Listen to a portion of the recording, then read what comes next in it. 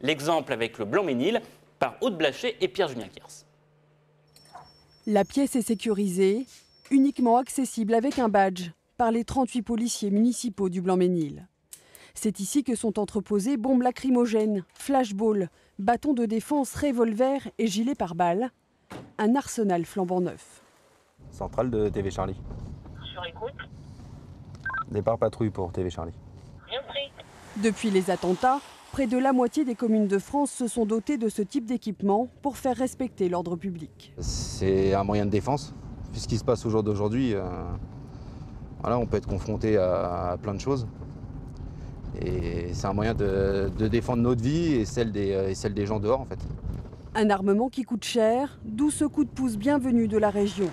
Pour 2016, le Blanc-Ménil a obtenu une subvention de 40 700 €, près du tiers de son investissement.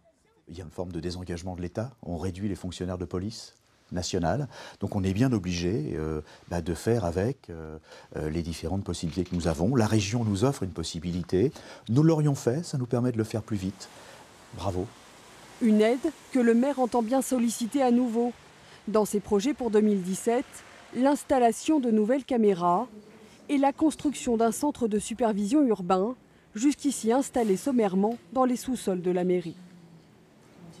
Pour l'instant, les caméras installées sont sur les grands axes. Le projet est à 101 caméras arrêtées que nous obtiendrons fin juin 2017.